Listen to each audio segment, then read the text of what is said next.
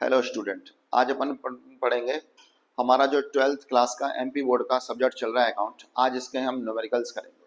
तो न्यूमेरिकल्स करने के लिए पहले मैं आपको इसका फॉर्मेट समझा देता हूँ पूरा। तो हमारा जो फॉर्मेट है उसमें हमें कुछ अकाउंट बनाने पड़ते हैं।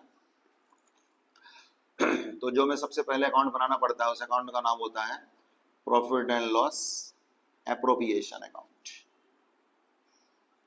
Profit and loss appropriation account, लाभ हानि समायोजन खाता। 11th क्लास में हमने पढ़ा था प्रॉफिट एंड लॉस अकाउंट, लेकिन हमें अब जो बनाना है उसको हम बोलते हैं profit and loss appropriation account. ये क्यों बनता है? जब एक अकेला आदमी बिजनेस करता है तो उसमें हम बनाते हैं सोल प्रोप्राइटरशिप जो होता है, तो हम बनाते हैं प्रॉफिट एंड लॉस अकाउंट। लेकिन जब दो चार लोग मिलकर के बिजनेस शुरू करते हैं तो फिर हमें ये वाला अकाउंट बनाना पड़ता है profit and loss appropriation account.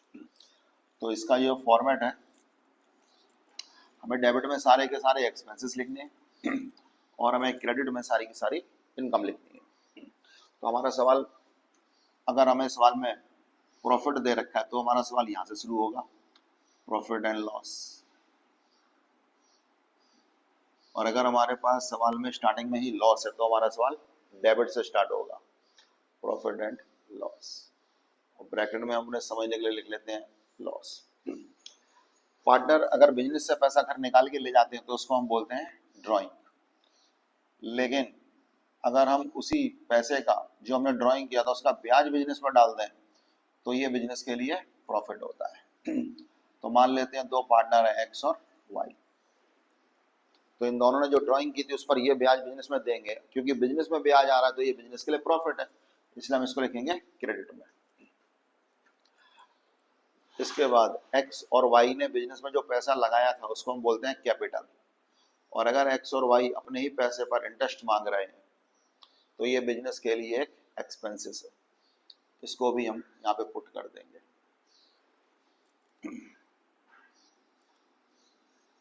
इसके बाद एक्स या वाई में से कोई भी पार्टनर सैलरी मांग रहा है तो हम उसको सैलरी दे देंगे, ये भी हमारे बिजनेस के लिए एक एक्सपेंसेस है। अगर कोई भी पार्टनर बिजनेस से कमीशन मांग रहा है तो ये भी हमारे बिजनेस के लिए एक एक्सपेंसेस यानी कि खर्चा है, इसको भी हम डेबिट में लिख देंगे। ठीक है, अब हम इस अकाउंट का लगाते हैं टोटल। अगर हमारा क्रेडिट वाला साइड ज्यादा आ रहा है और इसमें से हमने सारे एक्सपेंस यानी कि लॉस हटा दिया तो बचेगा हमारा नेट प्रॉफिट। इस नेट प्रॉफिट को हम आगे भेज देंगे, transfer to partner capital account.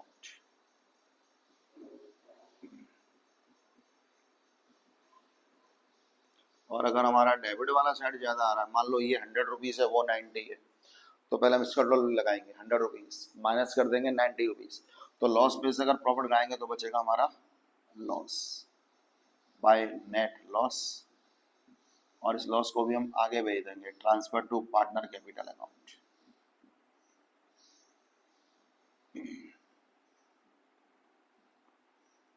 X का जो लॉस है वो एक्स को और वाई का जो लॉस है वो वाई को। ऐसे ही एक्स और वाई जो प्रॉफिट है वो आपस में डिस्ट्रीब्यूट कर लेंगे। तो ये तो बन गया हमारा प्रॉफिट एंड लॉस अकाउंट। अब इसके साथ हमें कैपिटल अकाउंट और करंट अकाउंट और बनाने पड़ते हैं, तो वो बनते हैं हमारे दो कंडीशन में। तो जो हमारी पहली कंडीशन है ना उसको हम बोलते हैं जब हमारी कैपिटल फिक्स होती है, condition number A, when capital is fix. When capital is fix, जब हमारी पूंजी स्थायी हो। तो जो पहला अकाउंट बनाते हैं उस अकाउंट का नाम होता है पार्टनर्स कैपिटल अकाउंट।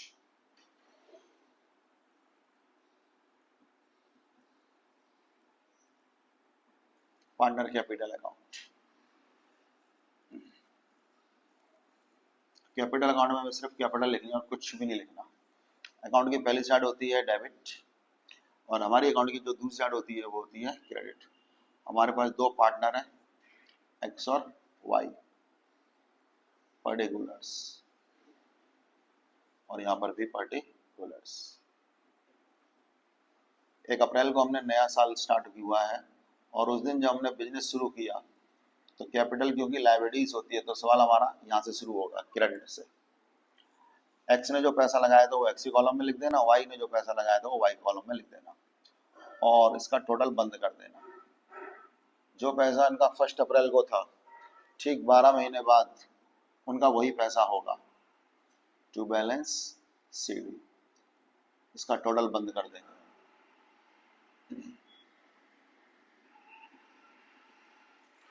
तो हमें सिर्फ कैपिटल अकाउंट में कैपिटल लिखनी है, कुछ नहीं लिखना। जो पैसा इनका 1 अप्रैल को होता है वही ठीक 12 महीने बाद 31 मार्च को हो जाएगा। अब हम इसी में एक अकाउंट और बनाते हैं और उस अकाउंट का नाम होता है partners current account. Partners current account. Account की फर्स्ट साइड होती है डेबिट और सेकंड साइड होती है क्रेडिट। हमारे पास दो पार्टनर हैं, एक्स और वाई। ये एक्स है और ये वाई है।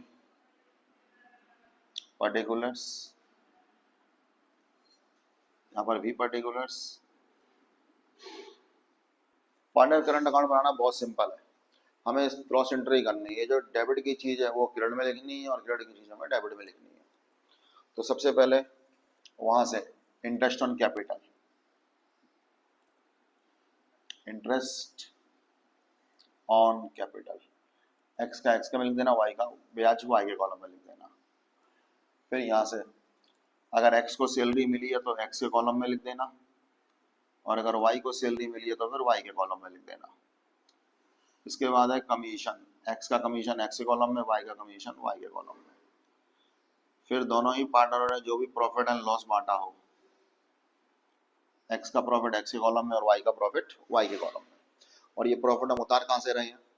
Profit and loss appropriation account से। अब डेबिट में दो ही चीजें आती हैं सिर्फ, पहला ड्राइंग आता है और दूसरा इंटरेस्ट ऑन ड्राइंग आता है।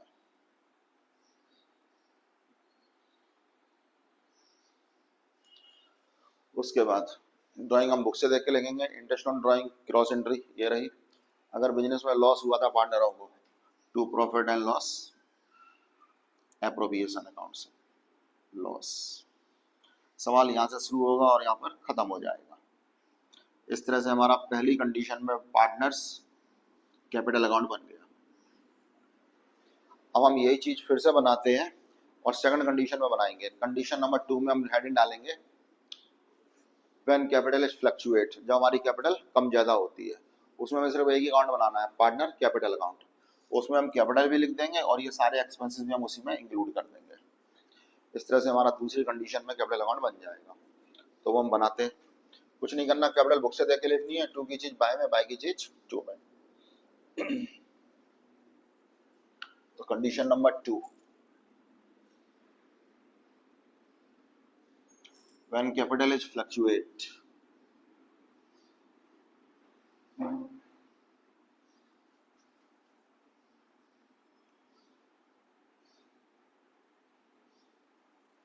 जब हमारी कैपिटल फ्लक्चुएट होती है, उस कंडीशन में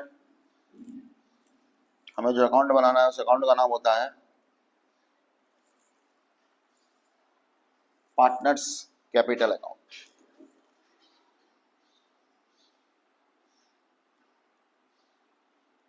पार्टनर्स कैपिटल अकाउंट।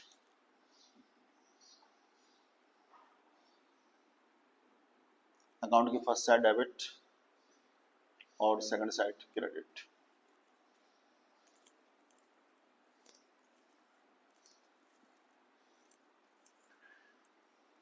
हमारे पास दो पार्टनर थे, एक्स और वाई। यहाँ पर भी एक्स और वाई। ये हमारा जो कॉलम है वो है पर्टिकुलर्स का। तो सबसे पहले कैपिटल अकाउंट में हम कैपिटल लिखेंगे। कैपिटल क्योंकि बिजनेस के लिए लायबिलिटीज होती है तो सवाल हमारा बाय से स्टार्ट हो जाएगा, बाय बैलेंस ब्रॉट डाउन। उसके बाद हमें क्रॉस एंट्री करनी है। जो हमारा profit and loss appropriation account बनाया था हमने, उस साइड में लिखा था interest on capital, bye interest on capital. इसके बाद अगर किसी पार्टनर को सैलरी मिली है तो इनका पैसा और बढ़ जाएगा। अगर पार्टनरों को कमीशन मिला है तो इनका पैसा और बढ़ जाएगा। अगर पार्टनर को बिजनेस में प्रॉफिट हुआ था, profit and loss appropriation account से प्रॉफिट, तो इस साइड में तो इनका पैसा बढ़ेगा। और इस साइड में पार्टनर का पैसा घट जाएगा, क्योंकि अगर किसी भी पार्टनर ने पर्सनल यूज के लिए पैसा निकाला है तो हम ज्यादा वाली साइड में से वाले पैसे माइनस कर देंगे। किसी भी पार्टनर से अगर ब्याज लिया जा रहा है ड्राइंग पर तो ये भी पार्टनर के लिए एक लॉस है, और लॉस हमेशा आता है डेबिट में। अगर profit and loss appropriation account में लॉस हुआ होगा हमारा तो उसको भी हम डेबिट में लिखेंगे। तो इस साइड के सारे अमाउंट जोड़ लेना और ये तीनों अमाउंट माइनस कर देना। जो हमारा लास्ट में आंसर आएगा उसी आंसर को हम बोलते हैं टू बैलेंस सीडी।